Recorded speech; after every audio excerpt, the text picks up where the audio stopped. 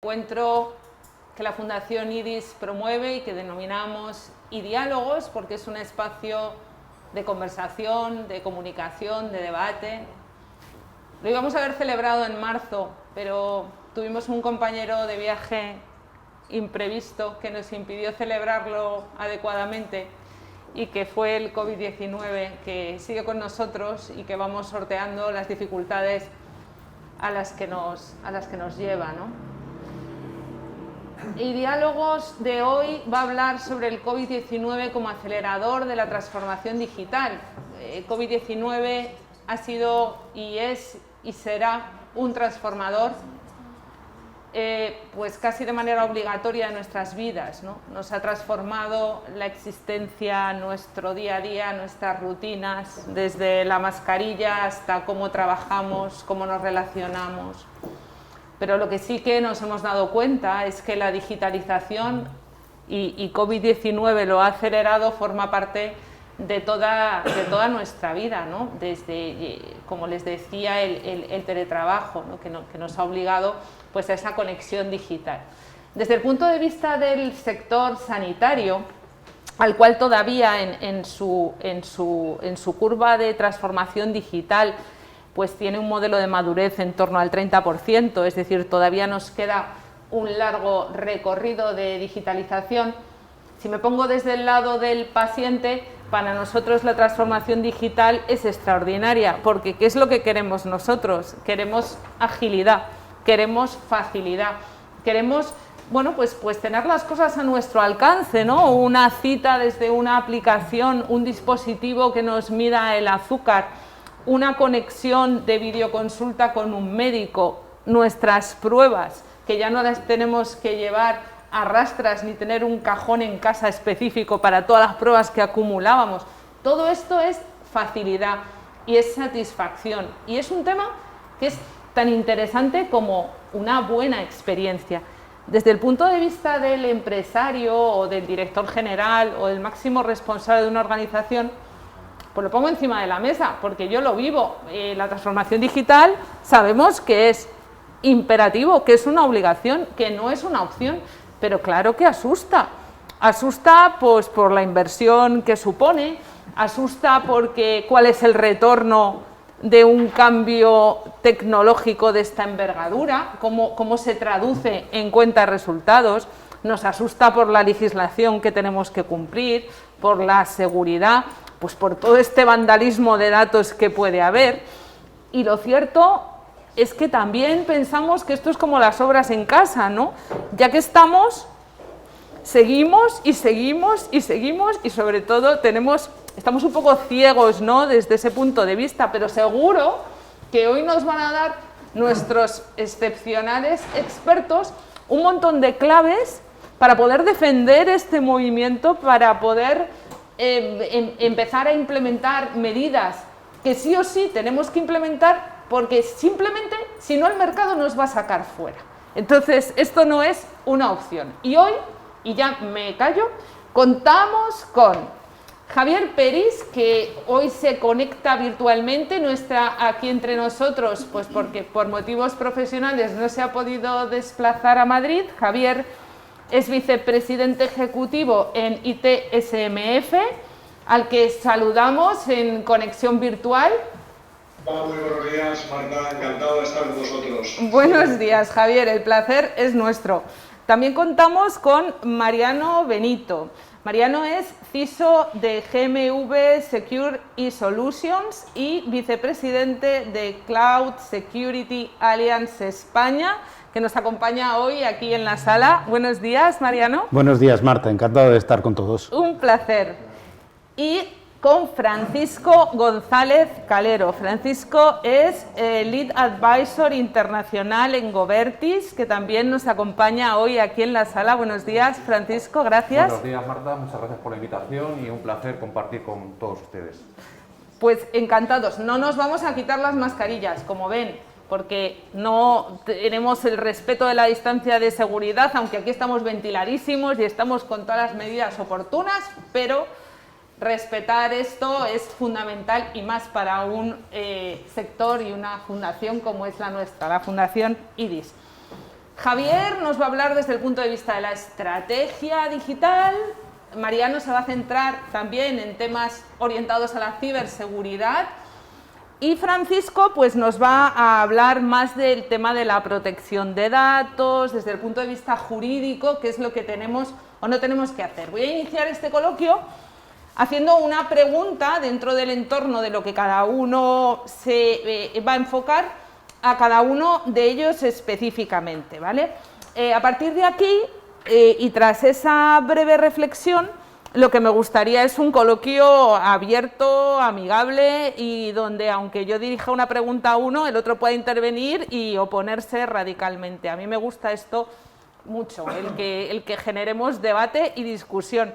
Y sin más, Javier, querido, a nivel de estrategia, ¿cuáles son las principales causas por las que las organizaciones no están en este momento transformadas digitalmente? Yo creo que en principio las grandes causas son desconfianza y en algunos aspectos también miedo.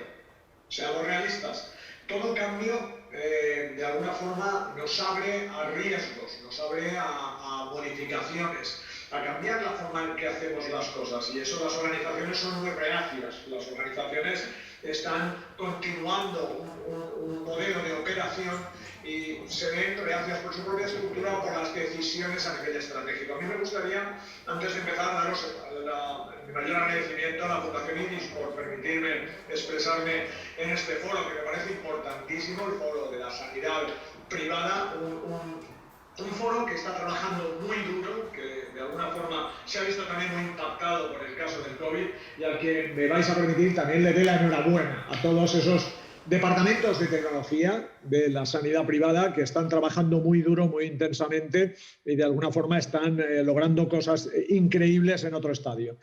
A mí también, para empezar, me gustaría empezar a definir, para establecer una línea de base común entre todos, ¿cuáles son las palabras que definen? Porque muchas veces se habla de digitalización, ¿verdad, Marta? Muchas veces se habla de transformación digital y otras veces se habla de disrupción digital. Y parece que sean tres palabras que es lo mismo y no es lo mismo. Tenemos que empezar con las definiciones de base, tampoco definiciones de libros, sino para que lo entendamos todos, o por lo menos lo que el conjunto de la industria y el conjunto de la estrategia también relacionada con el cambio organizacional admite. Hablamos de digitalización en la adopción de tecnologías para hacer lo mismo, pero a través de una determinada tecnología. Por ejemplo, implantar un CRM, instalar un e-commerce. Eso es digitalización, eso es hacer lo mismo, pero apoyado de alguna forma por las tecnologías digitales o por las nuevas tecnologías. Eso es un apartado, es el menos maduro de la transformación o del cambio organizacional. Entonces, sabemos que instalar una herramienta no es transformación digital, es únicamente digitalización, que está muy bien, que es necesario, pero que quizá eso ya es un poco, si me permitís, más del siglo XX que del siglo XXI. La transformación digital, ¿qué es? Es dar un paso al frente, es dar un paso más y pensar si lo que hacemos lo hacemos adecuadamente y cómo las tecnologías pueden venir a cambiar los procesos con los que hacemos las cosas. Porque si no cambiamos los procesos no estamos transformando digitalmente. Y ahí es el matiz entre la digitalización y la transformación digital. El real aporte de valor no lo hace la digitalización, sino lo hace la transformación digital. Y luego tenemos otro término también muy polémico, que es la disrupción digital. La disrupción digital es venir a cambiar completamente el status quo. Es decir, atender las necesidades del cliente por vías insospechadas o no utilizadas hasta la fecha. Tenemos el ejemplo muy claro de Spotify, por ejemplo, que cambió el modelo de venta de vinilos o de grabaciones y venta de productos con contenidos de alguna forma musicales a través de la descarga. O tenemos también las fintech, que son aquellas empresas que también han venido a cambiar el status quo bancario. Entonces, digamos que podemos ver tres modelos de madurez. Una digitalización, que es cuando la empresa empieza a utilizar herramientas y empieza a hacer cosas con tecnología. Tenemos, por otro lado, la transformación digital, que obliga al cambio de procesos. Y luego tenemos la disrupción digital, que viene a cambiar el status quo. ¿Por qué no se implanta? Pues porque obliga a cambiar. Y a cambiar a toda la organización. Digitalizar está muy bien. Podemos contratar, oye, que nos instalen un nuevo CRM, un nuevo ERP, una nueva herramienta para tratar con los clientes, una nueva funcionalidad médica para que los expedientes, pues bueno, como bien decidas, se puedan ver desde un móvil. Pero ojo, cuidado, cuando ya estamos Cambiando los procesos, hay que sacar el pincel, hay que pintar esa nueva organización que hay que hacer y eso da mucho miedo. Da mucho miedo a las organizaciones. Porque acordaros, toda mejora provoca un cambio, pero no todo cambio provoca una mejora. Entonces ahí, y lo que me he dado cuenta yo a la hora de asesorar tanto a empresas grandes, muy grandes, organismos oficiales y administración pública, es que la alta o muy alta dirección sí que está motivada, incluso entusiasmada hacia el cambio, y las capas más básicas, la gente, sabe que el aporte que le va a dar la transformación digital en cuanto a lo que comentabas de agilidad, de elasticidad, dinamismo, también le va a venir bien. Entonces, ¿quién es el freno? Normalmente el freno lo tenemos en los mandos intermedios, que están con el paso de baile cambiado, están viendo que todo ha de cambiar y de alguna forma no se sienten tampoco seguros porque bien no tienen los conocimientos o no tienen la confianza para ello. ¿Cuándo se va a cambiar definitivamente? ¿Cuándo se van a transformar las organizaciones? Cuando seamos capaces de demostrar a la alta dirección que esos cambios van a redundar en una mejora de la cuenta de beneficios, que puede venir por una mejora en el trato a pacientes, que incremente el volumen de pacientes, por una mejora interna de los procesos que va a reducir costes. Cuando seamos capaces de llevar eso a la alta dirección, de verdad, la transformación digital habrá venido a quedarse. Hay otra forma de empezar esto, que es que llegue un virus como el que lamentablemente nos ha venido y entonces sí que nos ha obligado a cambiar en muchas medidas los procesos, ha venido a cambiar incluso los modelos de negocio. Yo siempre digo que el COVID ha acelerado en 10 años la transformación digital. ¿Por qué? Porque ha sido un jarronazo de agua fría. Todas las compañías tenían sus planes, sus estrategias y como bien dijo Mike Tyson, todos tenemos un plan hasta que alguien te da un puñetazo en la cara. El COVID ha sido este puñetazo en la cara que de alguna forma ha venido a replantear, a acelerar ese cambio, esa digitalización primero y ya en muchas organizaciones la transformación digital para adaptarse a esta realidad que estamos viviendo. Por tanto, para resumir, simplemente no se han adaptado todavía por ese miedo, por esa falta de formación, por esa incertidumbre y luego si queréis profundizaremos más porque los departamentos de tecnología cometen el error de seguir hablando en megahercios, siguen hablando en baudios y la alta dirección habla en euros. Y cuando seamos capaces desde los departamentos tecnológicos de decirle, mira, si hacemos esta transformación digital, si hacemos esta digitalización, esta disrupción, impactaremos de esta manera favorable en la cuenta de resultados. El CEO, la alta dirección, nos dará recursos, nos dará confianza, si somos capaces de hacerlo, evidentemente, y entonces seremos capaces de convencer arriba. Mientras hablemos en baudios, la batalla está perdida.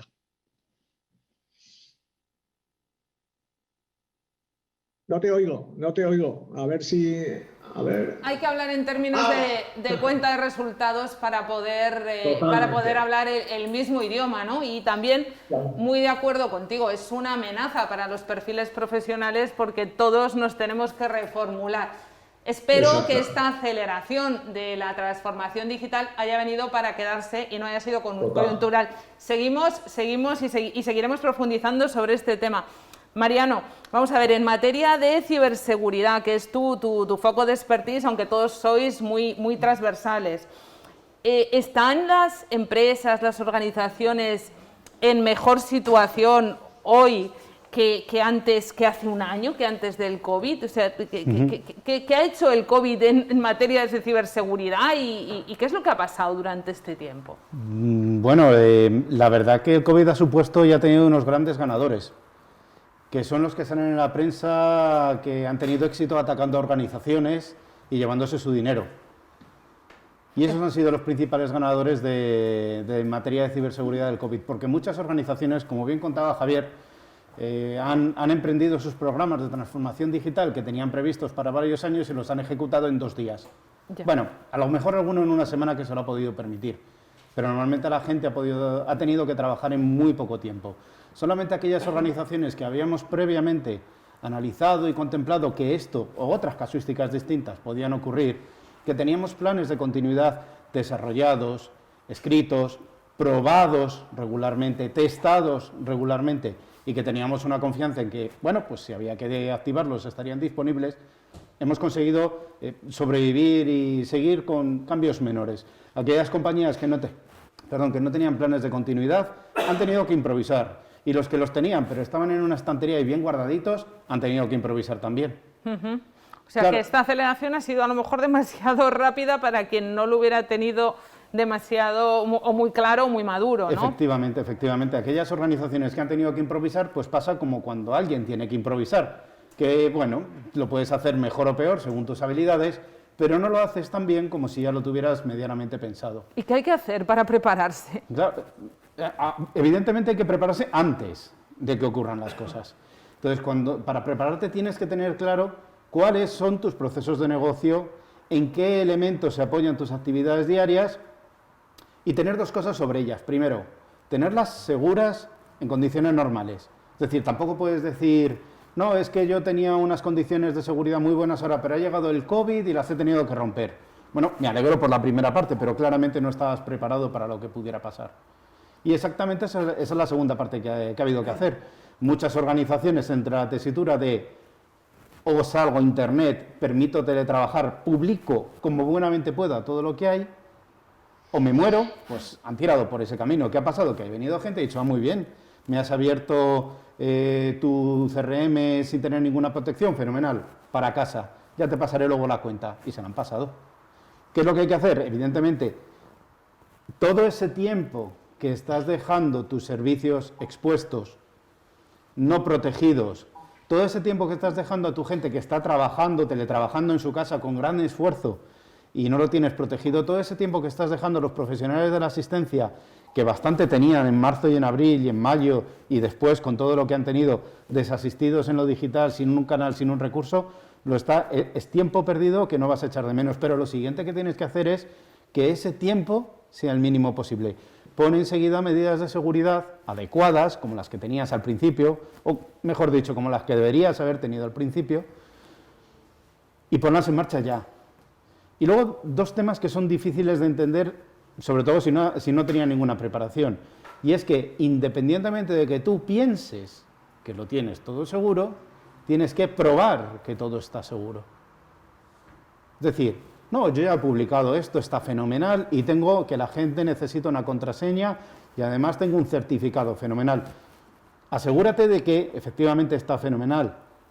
Haz pruebas de penetración, pruebas de gestión de vulnerabilidades, perdonen el lenguaje técnico, que te garanticen que efectivamente solo estás poniendo a la vista de tus usuarios lo que quieres poner y no tienes ninguna cosita ahí pequeñita, que haya pasado desapercibida, que no esté del todo bien, que es justamente por donde se te van a colar.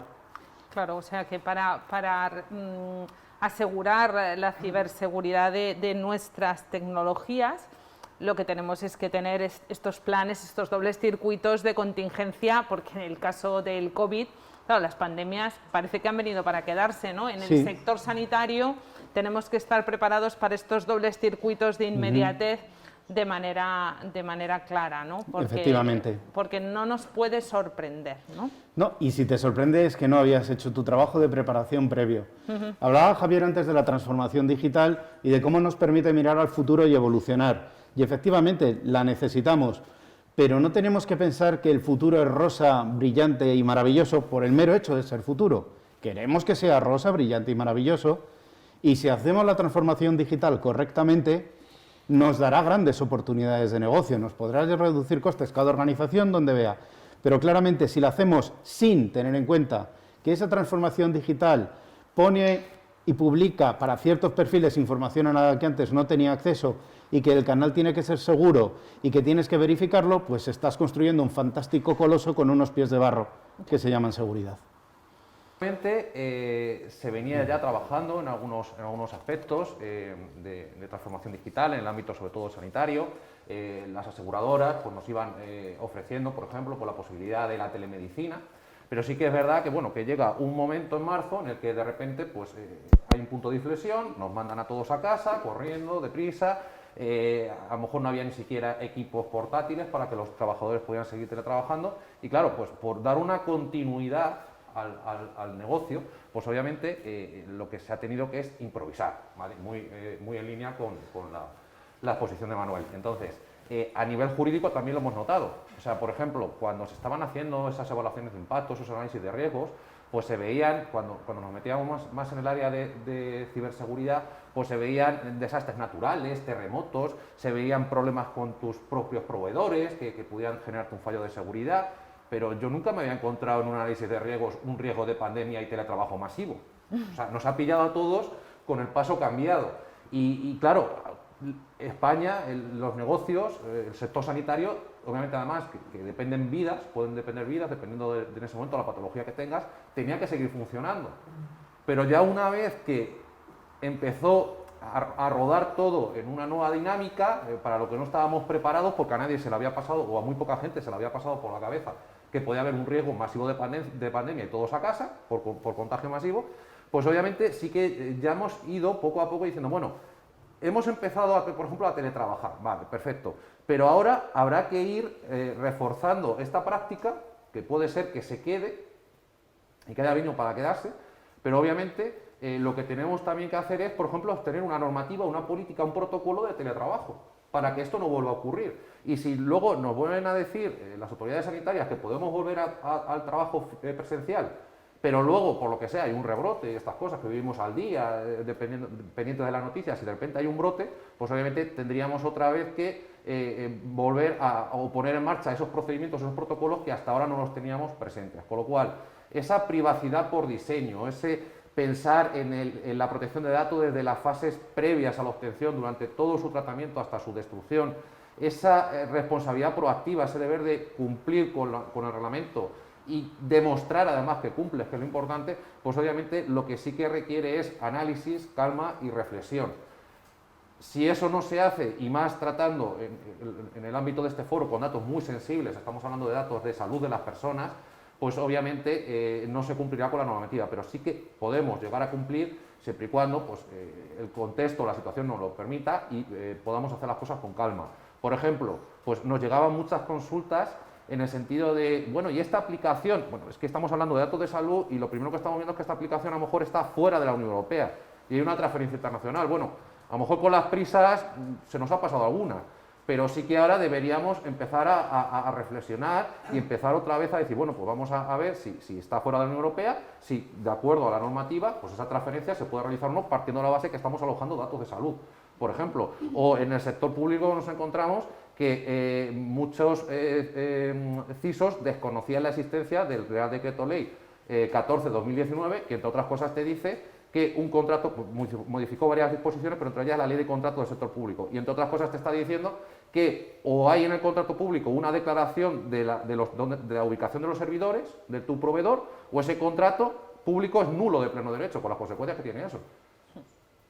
Entonces, sí que la gestión de la privacidad, al igual que la seguridad, pues lo que requiere es eso, anticipación, requiere reflexión y requiere hacer las cosas con cabeza. Luego, ¿creéis que no estábamos preparados del todo, con las ideas demasiado maduras? Porque si tiene que haber reflexión, si tiene que haber tiempo, si tiene que haber madurez a la hora de la decisión, y esto nos ha pillado, es que las decisiones no estaban claras, no estábamos del todo preparados para enfrentarnos a esto, ¿no? Yo tengo... Sí, habla, Mariano, habla tú. Sí, gracias, Javier. No, yo tengo que estar de acuerdo contigo a título general.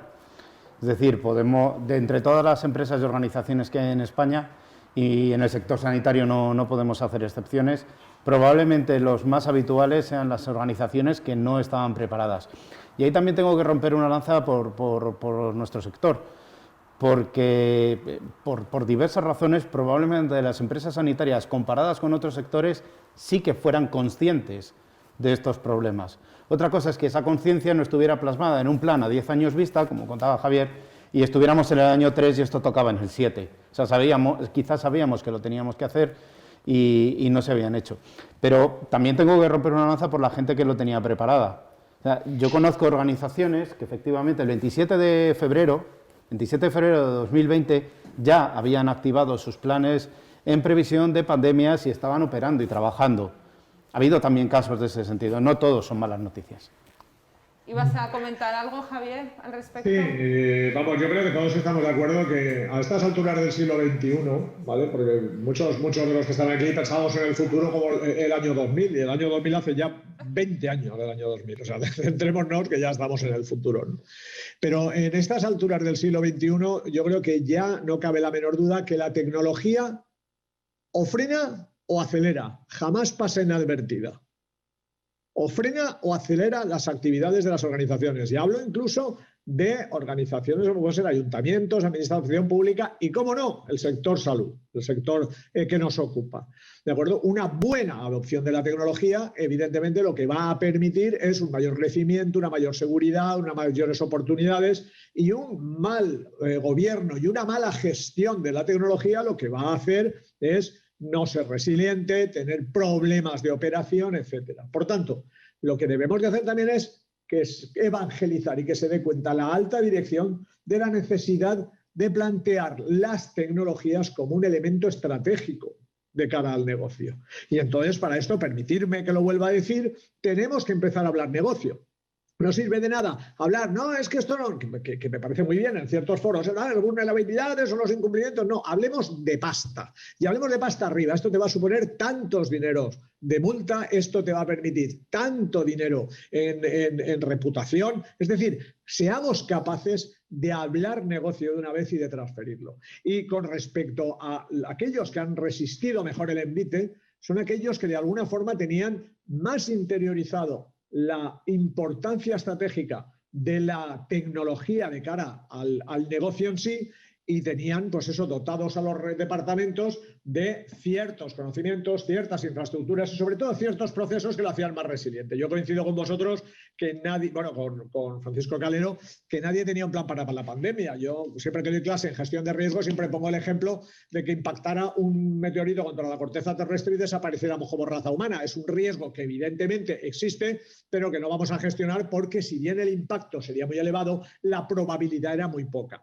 Eso pasa, los riesgos pasan y se materializan. Pero desde luego aquellos, como bien ha dicho Mariano Benito, que tenían interiorizados los procesos y no los tenían como pinturas rupestres en un armario porque se los hizo un consultor y luego hacían cualquier otra cosa, esos son los que han podido externalizar, los que de verdad, incluso, y me vais a permitir que llegue un paso más allá, han sacado tajada de esta pandemia. Han crecido por encima de sus expectativas. ¿Por qué? Porque la tecnología les ha apoyado. Aquellos que no han podido, pues se han venido abajo. Y una reflexión. Todo, como bien ha dicho Mariano Benito, se prueba, se debe de llevar a cabo y probar constantemente. Lo que no es método es improvisación.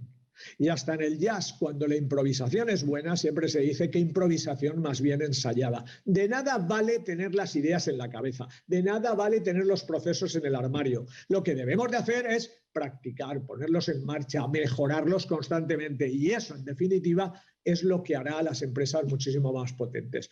Los departamentos de TI me lo dirán enseguida, me dirán, no, pero es que no tenemos recursos. Bueno, ¿por qué no tienes recursos? Siendo esa capacidad estratégica, siendo el departamento que más valor puede aportar a cualquier otro de la compañía, ¿qué has hecho mal para que no te den los recursos? ¿Cómo no ha llegado tu mensaje arriba? ¿Qué es lo que debes de hacer? Miremos lo que podemos cambiar desde los departamentos y a lo mejor en vez de decir es que esta aplicación es malísima, pues digamos, no, esta aplicación en errores ha causado 36.000 euros mensuales. Y verás cómo enseguida desde la alta dirección dirán, ¿cómo? Entonces empezarán a dotarte de recursos. Ese es mi mensaje, es básico. TI tiene que hablar negocio, por favor. Me llama la atención en tu reflexión cuando hablas de que puede ser un acelerador o un retroceso de esta transformación digital. ¿Por qué? Porque a lo mejor se ha elegido una tecnología que no es adecuada. Yo eso lo he vivido en mis carnes. Sí. El encontrarte con una recomendación en la que implantas una tecnología porque lo ha implantado otro en mi sector y no corresponde a las necesidades ni a los objetivos que persigue mi negocio o mi sector. Y puede ser que eso sea un retroceso y además una carga económica y una insatisfacción para la cultura de toda la organización bestial, ¿no? Lo decías en esa dirección, ¿verdad? Claro, totalmente. Y ya digo, la tecnología o acelera o frena, no pasa inadvertida. Entonces tenemos que tener un punto de vista estratégico. No implantar una determinada tecnología por una moda, porque la ha hecho la competencia, no. Desde luego tecnología cada vez más y a través de marcos de gobierno, de normas como la ISO 38500 de buen gobierno de TI, está acostumbrando a que la alta dirección, los consejos de dirección se den cuenta de que tienen que dar cobijo en la estrategia, en la cocina de las decisiones estratégicas a la tecnología. Es lo que pasó con Spotify, perdonadme que lo vuelva a decir. Vamos, si no hubiera habido en el board alguien que hubiera dicho, oye, ¿por qué en vez de vender discos no lo hacemos por descarga? Ahí hubo un tecnólogo en la más alta toma de decisiones y es lo que hizo que Spotify o que Netflix se conviertan en exos, en organizaciones exponenciales que van dando solución a todo el planeta de una manera rápida. Ese es el planteamiento que tenemos que dar. No pensar algo desde el board y ver si luego lo hace o no lo hace tecnología. No, por favor, en los boards, en los consejos, que vaya alguien de tecnología, que esté el CIO, que esté el CTO, alguien de chief, con categoría de chief, que pueda aportar desde el minuto cero con un pensamiento transversal con la tecnología embebida en el ADN. Mariano, hackers, spam, todas estas cosas que nos acompañan, el vandalismo, bueno, ¿qué digo yo? Nos acompañan o vienen a vernos, que nosotros no les hemos dicho que vinieran. Efectivamente, se invitan y ya está. ¿Qué pueden hacer las empresas, las compañías, las organizaciones del sector sanitario, algo tan sensible, ¿no?, como es este sector, para hacer frente? ¿Qué tienen que hacer para protegerse y hacer frente de estos ataques? Pues lo más importante que tienen que hacer las organizaciones es ser conscientes de que van a venirles, y la verdad que ahí la prensa les tenemos que agradecer el fabuloso trabajo que nos están dando que están haciendo para que la gente entienda que estos señores existen y no se van a quedar en su casa porque nosotros no queramos, y el resto es trabajo diario. Es trabajo diario, no hay ninguna varita mágica, sino que realmente lo que necesitas es tener el conocimiento de qué es lo que tienes, cómo va evolucionando, qué nuevas ideas se le ha ocurrido a algún malote para colarse, y vigilar, vigilar y vigilar.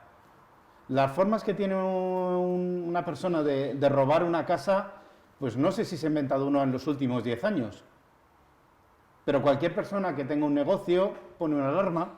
Cualquier persona que tenga un edificio un poquito más grande tiene vigilancia de seguridad, tiene rondas de seguridad, tiene cámaras de vigilancia, tiene gente mirando lo que ocurre en esas cámaras de vigilancia, y esto ya hay organizaciones en España que lo tienen para su exposición digital, es decir, lo que tienen, sus servicios, sus servidores, lo que se ve desde Internet, lo que no se debería ver desde Internet pero al final sí que se ve, y todo eso lo están vigilando constantemente. Hoy, por ejemplo, antes de venir, pues he tenido una consulta con la gente, que es de mi propia compañía, que está haciendo la vigilancia de nuestras redes, y estaban preocupados pues porque ayer a las 9 de la noche nos habían atacado a alguien con un poquito más de habilidad y creían que había tenido un problema.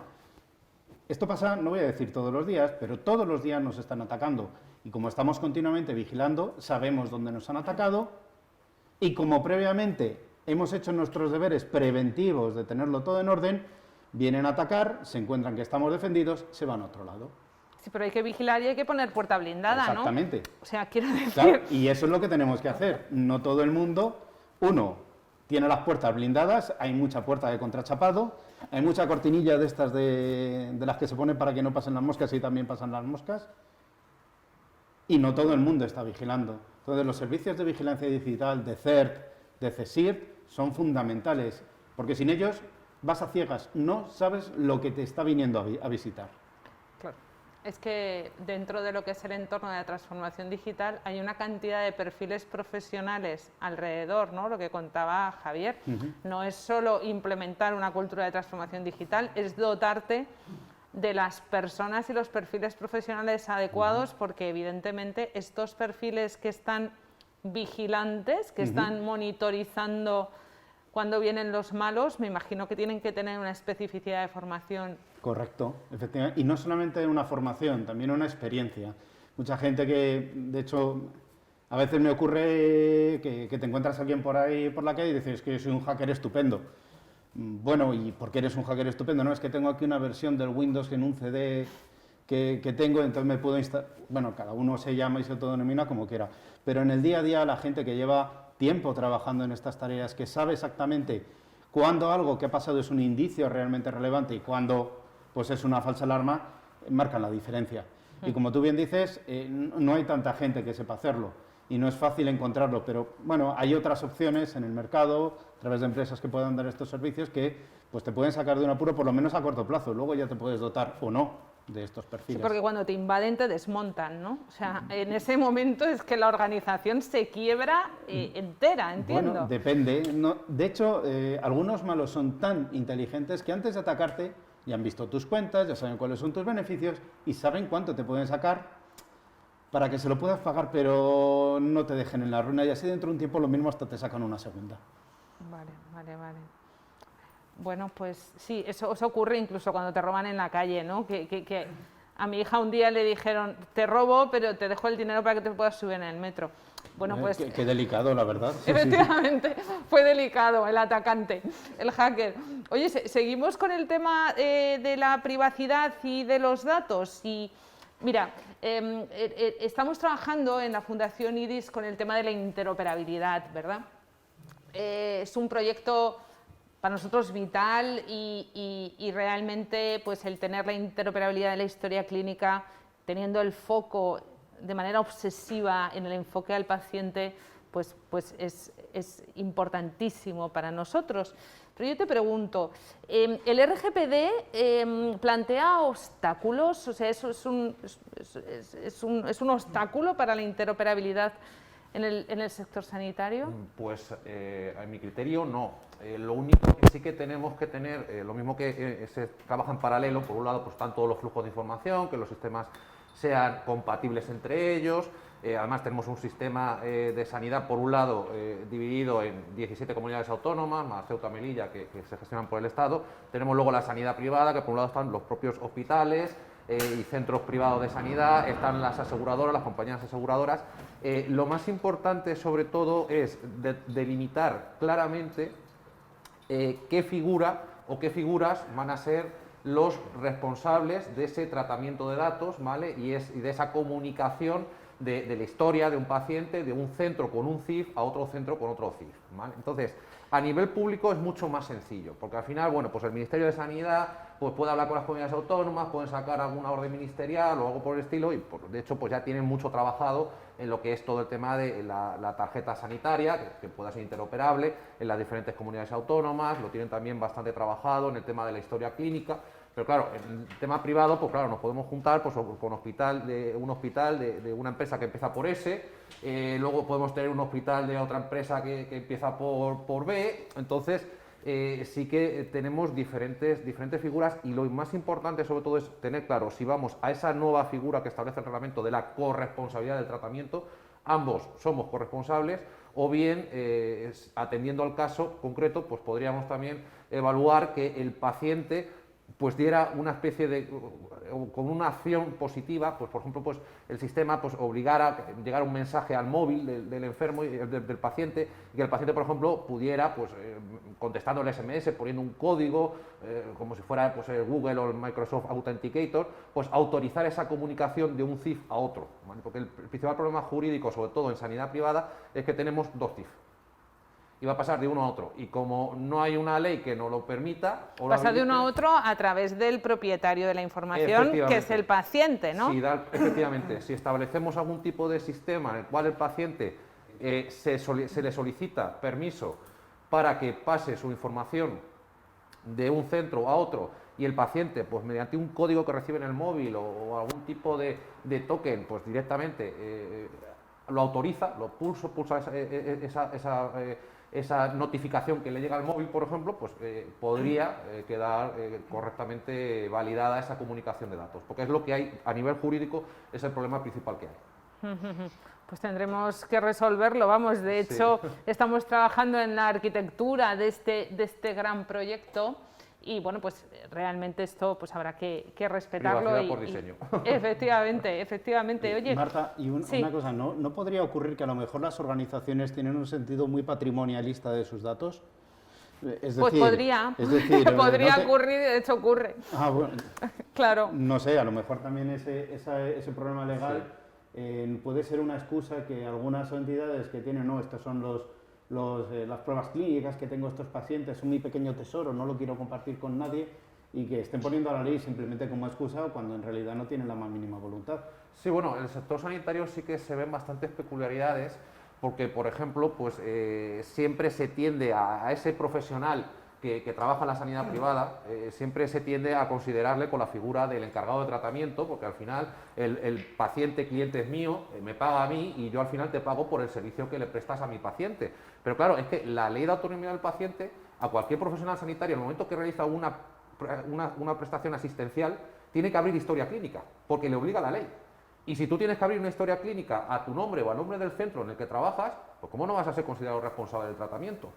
Y también es verdad que la propia ley te está diciendo que más o menos es como sacrosanta la historia clínica, o sea, su señoría se le va a dar pseudonimizado, eliminando los datos identificativos de los clínicos asistenciales. Vale, perfecto, pero también puede decir que, bueno, que para el caso en concreto realmente necesita saber que esa historia pertenece a esa persona en concreto. Pero sí que es verdad que la propia ley también, pues, también crea un poco de recelo, bueno, es que si la comunico, pues puede generar problemas, pero lo que está claro es que al final el problema de fondo es que lo patrimonializan, como bien decías, pero al final todos tenemos reconocido en la Ley de Autonomía del Paciente un derecho de acceso a la historia clínica. Y por temas organizativos, si yo no quiero facilitar la interoperabilidad, al final yo pediré copia de mi historia clínica que además habrá que eliminar las anotaciones subjetivas y las que puedan perjudicar a terceros, y obviamente al final me genera un coste burocrático, porque si me empieza a llegar un montón de gente, me pide la historia porque se tiene que ir a otro centro, que a lo mejor no es que quiera cambiar, que se haya enfadado con esa empresa, directamente a lo mejor es que se traslada de comunidad autónoma. Muchas veces a lo mejor es eso, o es que me voy de vacaciones y tengo una patología crónica. Entonces, pues si me voy un mes a donde sea, pues quiero que mi historia esté allí por si acaso. Entonces, al final, por ser tan celoso y no querer facilitar este tipo de intercambios, al final el paciente puede libremente pedir una copia de su historia, al final voy a tardar un tiempo, me va a llevar un coste de tiempo y de personas, y al final se lo voy a tener que dar sí o sí. Antes no he comentado a los asistentes a esta jornada que si quieren hacer algún tipo de pregunta o cuestión, que la pueden trasladar en el chat y me pasan las cuestiones que les podemos preguntar también a nuestros ponentes. A ver, Javier, cuéntanos alguna buena práctica, a ver, danos algún tip, alguna buena práctica, alguna metodología que pueda acelerar este proceso de transformación digital en nuestra organización. Danos... No hay muchas, pero no. Sí que las hay y son muy eficientes. Lo que pasa es que con las buenas prácticas, las metodologías, los marcos, las bases de conocimiento, que en definitiva son experiencia en vena y que todas deben de adaptarse a cada realidad de cada organización, porque están para ayudar a la organización, no está la organización para aplicarlas per se. De alguna manera, lo que hay que hacer son modelos de madurez. No se pueden tampoco implementar en base a modas. Ahora, yo quiero ser ágil. Bueno, vamos a ver. En el 95% de las ocasiones que en España una empresa dice que es ágil, que se habla de agilidad, lo que de verdad se está hablando es de precipitación. Y no es lo mismo. O sea, se va porque es moda, porque está muy de moda eso de los posits. La agilidad tiene dos vertientes. Lo que es la agilidad táctica, que son las metodologías como Scrum, Kanban, Design Thinking y muchas Lean y muchas de ellas, pero luego también hay una parte de agilidad estratégica, que es la que afecta más al middle management, a lo que es los mandos intermedios y sobre todo al board. La suma de esa agilidad estratégica con la agilidad táctica es lo que al final define lo que es la cultura ágil de una organización. En torno a ellas hay metodologías como esa Agile Shift, que es prima hermana de un gran estándar o una gran buena práctica como el SITIL, que seguro es conocida por la mayoría de los profesionales que trabajan en tecnologías de la información aquí presentes, pero lo que debemos de hacer es saber que no existe una sola buena práctica, una sola metodología que sirva para toda la organización. Es decir, deberemos de gestionar proyectos, por ejemplo, con Prince, deberemos de gestionar servicios de tecnologías de la información con ITIL. Hay otra buena práctica preciosa que se llama VeriEsem, que es para que todo el conjunto de la organización, sea un hospital público, un hospital privado, una administración, un ayuntamiento, tenga un enfoque de gestión de servicios en vez de prestación, digamos, o venta de productos, es la que ha imperado y la que más está imponiéndose en la transformación digital, y que en definitiva lo que viene a ayudar es a cambiar la cultura de la organización. Porque yo os estaba oyendo hablar y es que todavía queremos que el dato es del centro, que el dato es del hospital. No, señores, el dato es del paciente. Y tenemos que cambiar el foco. Si lo que queremos de verdad es una cultura basada en el servicio para aplicar una transformación digital con el usuario, con el paciente en el centro, de verdad, y no solo de folleto, lo que tenemos es que empezar a cambiar nuestra cultura. Escúchenme bien, porque de nada servirá. Podemos hacer brochures, podemos hacer flyers, todos los que queramos, y poner el papel es muy sufrido. Pero cuando de verdad lo que queremos es tener al paciente en el centro, tenemos que cambiar la cultura. Y eso obliga a adoptar nuevos enfoques, ¿de acuerdo? Hay que ver la privacidad también como una gran oportunidad organizacional de diferenciarse de la competencia. Cada vez que sale un hospital que ha tenido un problema, una brecha, pues evidentemente eso tiene un impacto reputacional muy grande que se debe traducir a dinero. Y pensarlo, con respecto a Mariano, lo hemos hablado muchísimas veces, los malos son muy, muy buenos en lo que hacen y los buenos somos muy malos. O sea, al final, ¿por qué? Porque no podemos destinar tanto tiempo como los malos, que es su core de negocio, pero lo que sí que tenemos es que convencer a la alta dirección del impacto, del riesgo que asumen, no dotando de inversiones, no dotando de las infraestructuras de los medios. ¿Por qué? Porque los departamentos tecnológicos también tenemos la muy mala costumbre de quedarnos nosotros con los riesgos y no hacerlos visibles al board. No, vamos a ver. Si aquí entra una brecha, no es culpa del departamento de TI si desde el board no han puesto los medios, los recursos, las infraestructuras necesarias. Tenemos que identificar claramente, y eso dice cualquier buena práctica relacionada con riesgos, identificar a quién es el risk owner, el dueño de ese riesgo. Y la mayoría de las ocasiones, el dueño del riesgo no es el departamento del TI, si de una manera correcta lo pone en evidencia y hace que tome la decisión quien debe de tomarla, que es el board. Una vez más, hablar negocio, estar donde se cuecen las ideas. Hay certificaciones fantásticas. Mariano la conoce bien, como el Seagate de ISACA, que es experto en gobierno de tecnologías de la información, y que en alguna administración pública muy analógica, cuando me han preguntado, Javier, esa condecoración que tú tienes de CGATE, ¿qué significa? Y se lo he dicho claramente, Capitán General de TI. Es decir, esa persona que es capaz de conducir de una manera estratégica todas esas necesidades y traducirlas a tecnología para que realmente sirvan de impulsor de la organización. Pero ¿qué pasa? Que normalmente se espera que cambien otros. Se esperan que sean otros los que hagan las cosas dentro de la organización, y eso al final hace que las metodologías, como puede ser VeriSM, insisto, que es gestión del servicio, o ITIL, que es gestión del servicio de tecnologías de la información, o PRINCE, MSP, gestión de proyectos, gestión de programas, al final lo que se busque sea una única pastilla que lo cure todo. No se trata de pastilla azul o pastilla roja. Las empresas, las organizaciones, el sector sanitario necesita de un montón de buenas prácticas, de un montón de minerales, de aminoácidos, de vitaminas, que al final le permitan liderar con éxito la transformación digital y el cambio organizativo de esta nueva era digital. O sea que no hay una personalización de un tratamiento específico, porque cada uno tiene su propio tratamiento, ¿no? Ya que estamos en el sector sanitario, cada uno es experto en lo suyo y tiene su propio tratamiento.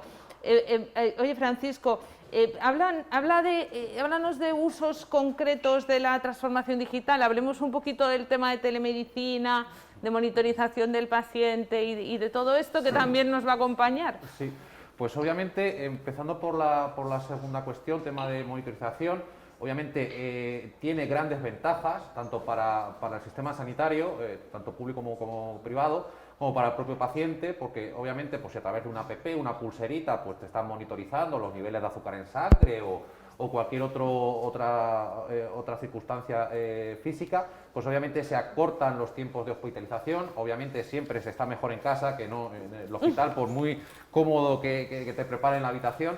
Entonces, obviamente sí que obviamente, beneficios tiene, pero obviamente desde el punto de vista de la seguridad y de la privacidad, pues tenemos que reflexionar previamente antes de poner en el mercado este tipo de aplicaciones, este tipo de instrumentos. Sobre todo, pues entendiente desde el punto de vista de privacidad en qué permisos, por ejemplo, si va a ser a través del móvil, pues qué permisos se van a solicitar, que el propio usuario, por ejemplo, pues pueda desactivar algún tipo de permiso. Por ejemplo, pues es necesario que si vemos que en ese momento pues no te estamos tomando bien la respiración, pues que se active la geolocalización, o sea que haya que mandarte una ambulancia. Obviamente tiene unos beneficios impresionantes, pero también el propio paciente tiene que tener derecho a poder desactivarla temporalmente, o que solo se active en el momento que la app esté en ese momento en uso. Con lo cual, tenemos que pensar, sobre todo en tema de permisos, por el tema de privacidad, tema de seguridad. Obviamente, se están tratando datos de salud, hombre, obviamente sí que tienen que contemplarse pues, aspectos reforzados como cifrado de datos, que estén lo más local posible, y luego, desde el punto de vista de telemedicina, lo que a lo mejor mucha gente no se ha planteado es que, claro, nosotros a nivel organización, pues podemos plantear nuestras medidas de seguridad, podemos tener nuestros equipos securizados. Obviamente el paciente pues, se va a conectar a través de nuestras aplicaciones o las que le ponemos a su disposición, pero lo que está claro es que en el sector salud hay mucho, como decía antes, mucho profesional que colabora, está en la privada y colabora con este tipo de compañías. Con lo cual, siendo un externo y no estando dentro de nuestro sistema de seguridad de la información, pues hombre, lo más lógico sería también empezar a evaluar un poquito antes de dejar que un profesional atienda a nuestros pacientes, por ejemplo, en remoto, pues también evaluarle un poquito sus propias medidas de seguridad, porque no deja de ser externo a la organización. Me han llegado dos preguntas de personas que están al otro lado escuchándonos, y pregunta Gema Maldonado de iSanidad. ¿Qué responsabilidad tiene que asumir un hospital o grupo de hospitales, por ejemplo, si sufre un ataque o les roban los datos de sus pacientes? Bueno, la pregunta es francamente amplia y nos ha facilitado el caso de poner el mayor de los desastres. Me lo han robado todo. En primer lugar, como bien ha comentado, habrá datos personales, datos clínicos, y ahí la GDPR y la Ley de Protección de Datos actual nos da a dar el baremo concreto que va a aplicar. Yo intuyo que va a ser una sanción de algunos millones que otros. Sí, seguramente. Intuyo que vaya por ahí. Pero independientemente de eso, probablemente estos atacantes te ofrezcan un trato. Es decir, puedes recuperar tus datos a cambio de una determinada cantidad de dinero. ¿Eso se llama un rescate? Sí. Ah, vale, Sí, vale. vamos, no se debería pagar en ningún caso, suena fácil de decir y mucha gente dirá, "Ay, qué fácil lo tienes tú, que no te has visto la necesidad de tener que elegir entre una multa grande y daño reputacional o un pago discreto y aquí no ha pasado nada". No, pasan cosas. Aunque tú creas que no has pasado nada, estás financiando el siguiente ataque y otros problemas. Y a partir de ahí, el segundo problema que vas a tener es un problema de reconstrucción, es decir, o dices, bueno, pues hemos cerrado, me han robado todo, he hecho la cortinilla y me dedico a otras cosas, o si no voy a tener que reconstruir. Los tiempos de reconstrucción se miden normalmente en meses y en un hospital medianamente grande probablemente sean muchos meses y a lo mejor alguna decena de ellos.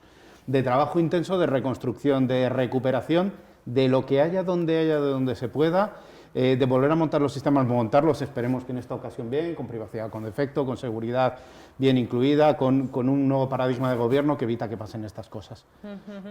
Sí, Marta, aparte de que es una brecha de seguridad que tienes que comunicarla obligatoriamente con la nueva normativa, siempre vemos el tema, bueno, la voy a notificar, seguramente pues puede acarrearme una sanción económica. También es verdad que al tratarse de datos clínicos va a existir casi con toda seguridad un alto riesgo para el interesado, con lo cual encima vas a tener ese daño reputacional de tener que ponerte colorado, ir uno por uno a todos tus pacientes comentándoles lo que les ha pasado y que se han llevado sus datos de salud. Pero es que además hay otro problema latente, sobre todo con aquellos pacientes que, por ejemplo, en ese momento lleguen en una situación de emergencia, que no pueden esperar al día siguiente. A lo mejor le tienen que meter deprisa y corriendo en quirófano y como no se puede acceder a la historia clínica porque la han cifrado, a lo mejor le inyectan un medicamento del que es alérgico, con las consecuencias obvias. Entonces, claro, por ejemplo, la disponibilidad, que en tema de privacidad siempre parece el patito feo, en tema de un hospital es crítica. Es crítica. Sobre todo por los que lleguen, o sea, yo si tengo una consulta, una revisión con el oftalmólogo, pues me da igual que me vea mañana qué pasado, si en ese momento veo bien, si es una revisión rutinaria, pero si me pega un infarto, es una urgencia, ¿no? Si me pega un infarto me tienen que atender ya, y a lo mejor soy alérgico a un medicamento o no, pero claro, el médico no tiene por qué saberlo. Entonces el problema es el latente de fondo, incluso puede llevar a reclamaciones de daños y perjuicios, si se demostrara que la seguridad estaba muy mal gestionada. Pues nos pregunta José Luis Vaquero del Foro Español de Pacientes. La transformación es imparable. ¿Cabe el riesgo de que se dirija al servicio de la institución más que para el paciente? En todo caso, ¿cómo abordaremos la formación y la motivación, tanto a pacientes como a trabajadores? Quizá esto, Javier. Sí.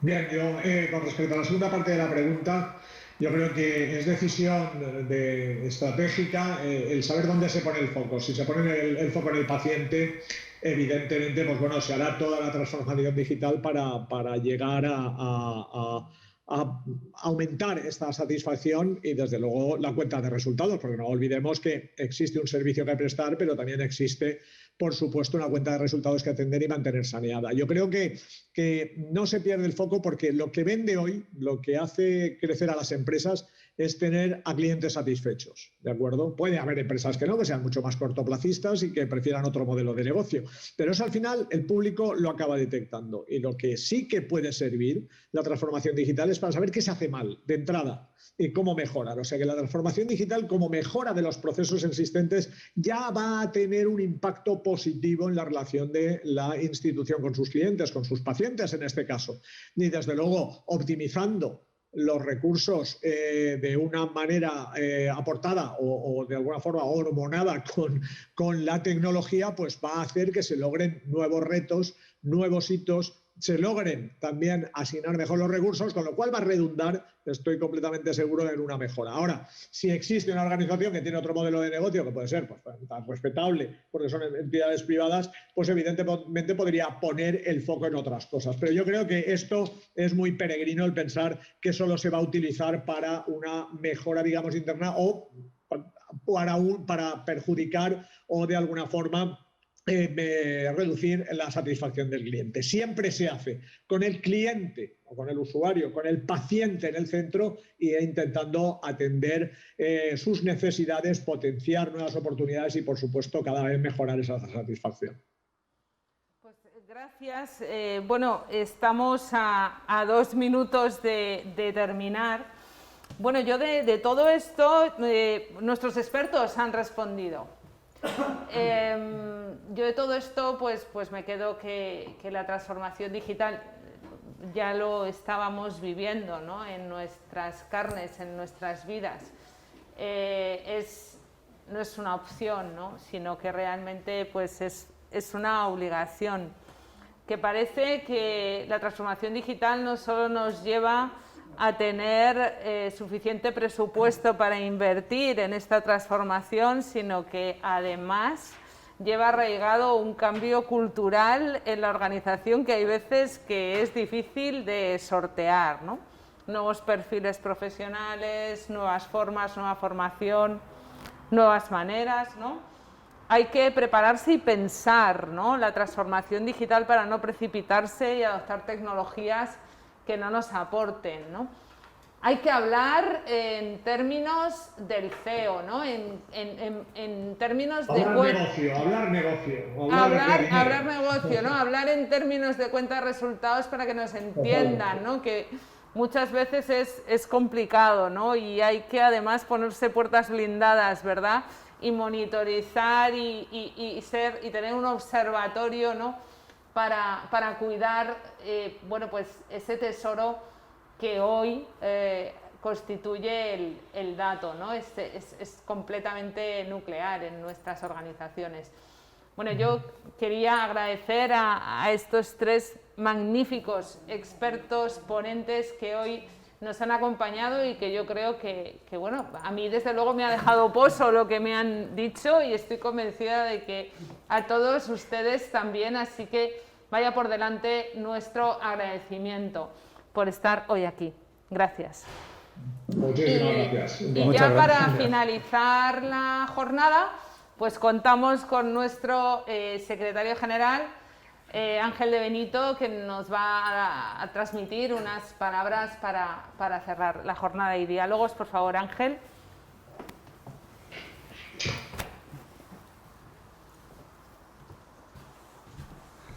Bueno, no sé si se oye. ¿Se oye? Sí. Se oye bien, fenomenal. Buenos días a todos. Quiero cerrar este acto saludando a todos los asistentes a esta nueva jornada de diálogos en su tercera edición y dar las gracias a los ponentes, que son grandes expertos y han demostrado perfectamente durante el encuentro, y a todo el equipo que ha hecho posible este nuevo encuentro en la distancia a la que nos obliga la presente situación de pandemia, así como a la Fundación Pons por el magnífico espacio que nos ha facilitado. A lo largo de este encuentro hemos podido comprobar la relevancia de aspectos tecnológicos clave como la inteligencia artificial, el análisis masivo de datos como generador de conocimiento y la importancia de las tecnologías de la información y la comunicación en sus diferentes dimensiones en la tarea diaria en hospitales, consultas y centros. Además de todo ello, se ha puesto el acento en atributos imprescindibles como son la ciberseguridad y la importancia de la protección de datos, ambos elementos clave para salvaguardar la buena dinámica asistencial y la imprescindible confidencialidad del paciente. También es fundamental, y se ha insistido mucho, tener un plan de contingencia probado y actualizado, que parece algo absolutamente necesario.